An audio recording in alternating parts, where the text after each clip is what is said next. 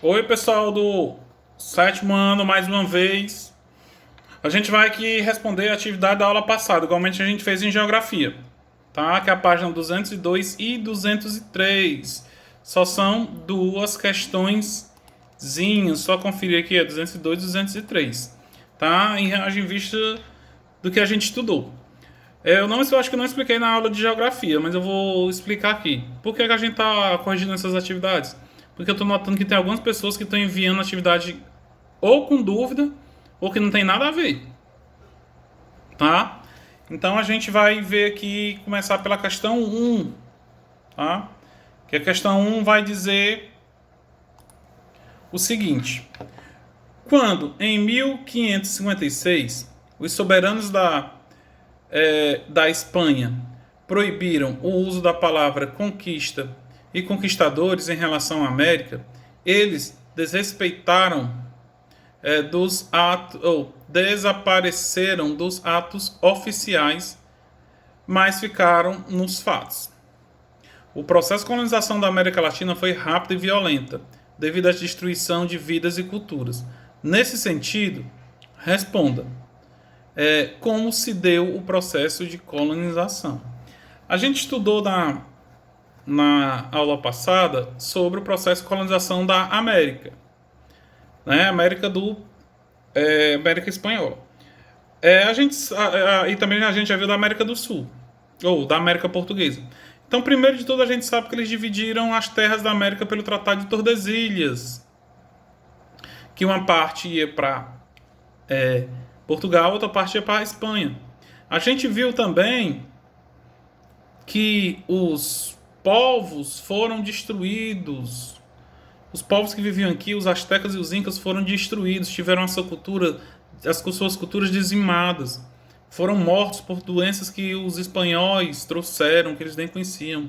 Armas de fogo, até o uso de cavalos. Tá? Então tudo isso foi o processo de colonização. Mas vamos ver aqui o que é que diz a resposta aí. Vou repetir. Ó. Item A. Como se deu o processo de colonização? De quem? Dos espanhóis. Ó. A colonização espanhola na América se deu de forma violenta e intensa, como eu já expliquei. A dizimação dos indígenas, matando como se estivesse brincando. A cultura ameríndia foi destruída. Os espanhóis estabeleceram a ampliação de núcleos de povoamento em cinco, é, em, é, em, é, em número de 5, seguindo definido pelo Tratado de Tordesilhas, elaborado em 1494.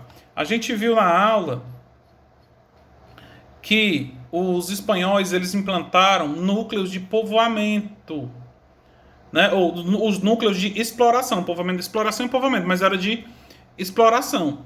Tá? O primeiro, o segundo, o terceiro, o quarto e o quinto núcleo. A gente viu isso na aula passada, tá? Na aula e também está no livro de vocês. Tá? Vamos ver aí o item B. Ó.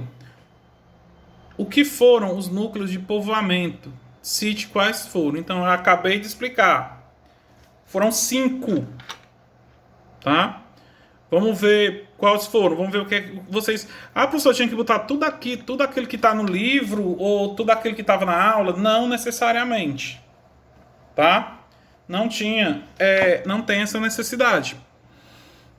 Bastava botar resumido. Vou dar uma dica aqui de resposta. Vamos lá. Os núcleos de povoamento foram um modelo que os espanhóis usaram para colonizar a América Latina, garantindo o controle e impossibilitando a invasão de outros povos. Aí vamos lá. A gente sabe que foram 5 núcleos. Vamos ver onde foram esses núcleos. Ó.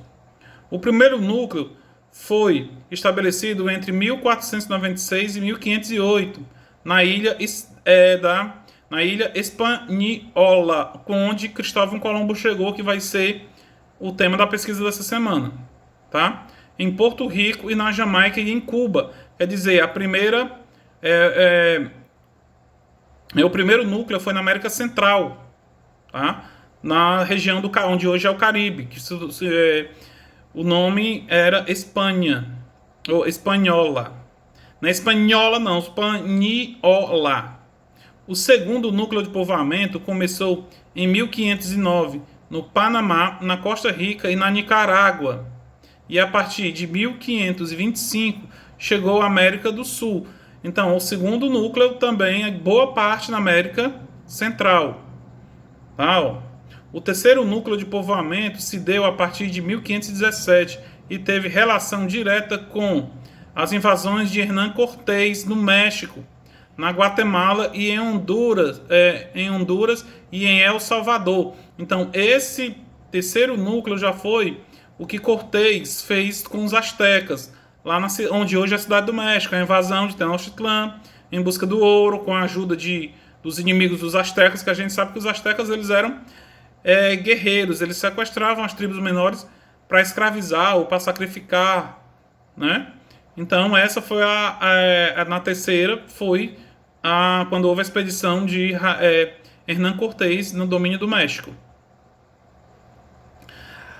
O quarto núcleo de povoamento se deu em 1536 a 1580. Foi estabelecido no Peru, no Equador, na Bolívia, né?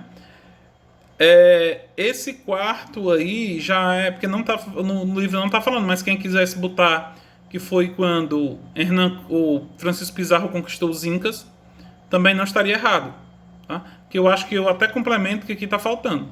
E veio o quinto núcleo de povoamento estabeleceu em 1536 a região da Bacia do Prata, atual Buenos Aires. Então, se vocês pegarem, se a gente pegar um mapa da América Latina, vem esse povoamento, esses 5, como é um território muito grande, eles tiveram que dividir em 5, e cada parte foi chegando, veio lá do início da América Latina, lá do México, até a Argentina, onde hoje é a Argentina, a Buenos Aires, a capital da Argentina.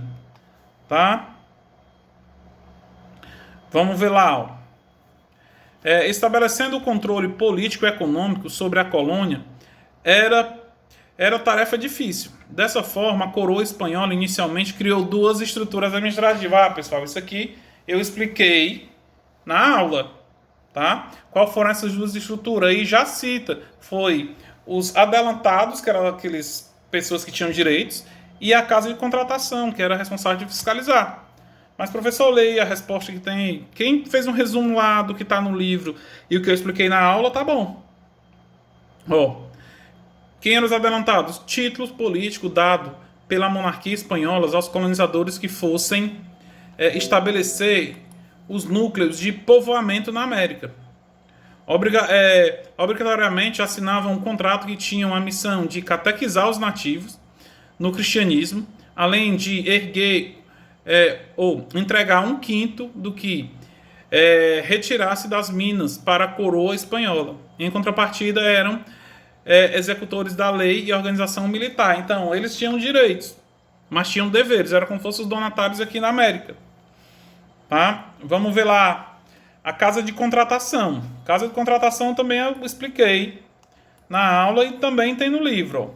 Criada em 1503 em Sevilha, na Espanha, era uma espécie de empresa que tinha a obrigação de administrar e fiscalizar as relações comerciais e a produção de ouro e prata, bem como a cobrança do quinto. Também era responsável por nomear os funcionários e agir como tribunal de justiça e julgar os impasses econômicos. Estava sob total domínio da coroa espanhola. Então, a casa de contratação era um órgão fiscalizador tanto um fiscalizador como cobrador, né? Então essa aí foi a nossa pesquisa, ou as respostas do nosso conteúdo. Agora eu vou explicar um pouco da nossa pesquisinha de casa. Olha, vocês vão fazer uma pesquisa sobre Cristóvão Colombo, tá? Tudo sobre Cristóvão Colombo, e eu não quero meia página, tem que ser uma folha de caderno. Não adianta fazer letra grande, quero uma folha. Em virtude que eu estava dando uma olhada aqui, eu já dei as notas pelas atividades. Se você entregou todo, você ficou com 10. Tá? Vai estar lá na plataforma também o título da pesquisa. Tá bom? E qualquer dúvida, me procurem. E sobre, eu esqueci de dizer na aula de geografia, a plataforma está aberta até sábado para entregar as atividades da aula passada que deu problema na plataforma. Tá? Então vocês vão ter até o dia 22, sábado para entregar, tá bom? Abraço, qualquer dúvida me chame no WhatsApp no horário da aula.